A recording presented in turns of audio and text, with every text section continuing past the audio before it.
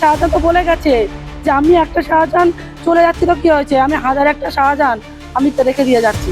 সন্দেশখালী শুধু শেখ শাহজাহান দাপট ছিল এটা বললে ভুল হবে। শুধু আমরা সন্দেশখালীর বিষয়গুলো জানতাম বলে আমরা সন্দেশখালীর থেকেই শুধু আওয়াজ তুলেছিলাম। এখন বর্তমান আমি যে বিধানসভার বিধায়িকা হিসাবে আমি যে নির্বাচিত হয়েছি, হিঙ্গলগঞ্জ 126 নম্বর বিধানসভা, সেখানে কিন্তু ওই আন্দোলনের সময় শেখ শাহজাহান এসে কিন্তু আশ্রয় নিয়েছিল। আর ওই বিধানসভারই কিছু নেতারা, তৃণমূলের নেতারাই কিন্তু আশ্রয় দিয়েছিল যে শেখ শাহজাহানকে বাংলাদেশে বের করে দেওয়ার, কিন্তু পারেনি। সেটা আমাদের কপাল ভালো আর ওনার কপাল খারাপ।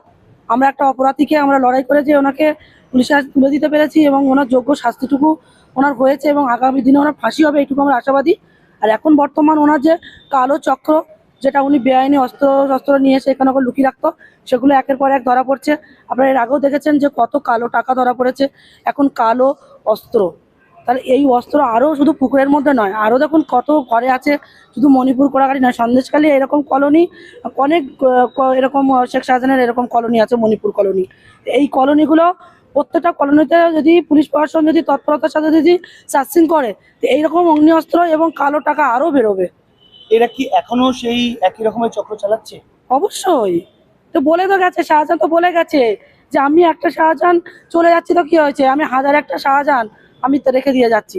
তাই একের পর এক প্রত্যেকটা শাহজাহান অ্যারেস্ট হবে। আপনারা দেখেছেন যে ওখানে সুজয় মণ্ডল থেকে শুরু করে প্রত্যেকটা ওখানে যত ছোটোখাটো শাহজাহান ছিল প্রত্যেকেই উঠছে। আগামী দিনে দেখবেন যে শাহজাহান মুক্ত একটা সন্দেশখালী, আমরা চাই শাহজাহান মুক্ত একটা সন্দেশখালী, আর সেটা আগামী দিনে সেটা খুব তাড়াতাড়ি আসবে। দেখুন, অস্ত্র লুকিয়ে রাখতো না। যে সরকারটা ছিল, যে আমাদের মমতা বন্দ্যোপাধ্যায়ের যে তৃণমূল কংগ্রেস সরকারটা ছিল, সেই সরকারটা সরকারই ছিল না। সেই সরকারটা শুধুমাত্র ছিল মানুষটা ভয় দেখিয়ে, হুমকিয়ে, খুন করে, মার্ডার করে, ঘরের মা বোনেদেরকে দর্শন করে, তাদের উপর অত্যাচার করে নিজেকে শুধুমাত্র ভাসিয়ে রাখা, নিজেকে নেত্রী হিসেবে একটা পরিচয় তৈরি করে রাখা। এটা তো তৃণমূলের একটা কালচার, এটা তৃণমূল সরকার একটা অবৈধ সরকারের একটা কালচার। উনি শুধুমাত্র চেয়েছিলেন যে মানুষের অত্যাচার করবে, মানুষের থেকে ভোট কেড়ে নেওয়ার জন্য ওনার এত অগ্নিঅস্ত্র, এত বোমা, এত এত বন্দুক, এত রেখে দিয়েছিলেন উনি জমায়েত করে। আজকের একের পর এক ধরা পড়ছে। এই সরকার কোনো রকম কোনো পরিবর্তন করার জন্য নয়, আর একটা যে সুপরিকল্পিত একটা যে সরকার, সেই সরকার করার উদ্দেশ্য ছিল না। এটা দুর্নীতিবাজ সরকার, চোর চিটিংবাজ সরকার চলে গেছে পশ্চিমবঙ্গ থেকে। আমরা অন্তত বেঁচেছি, আমরা অন্তত নিশ্চয় নিতে পারছি শান্তিতে।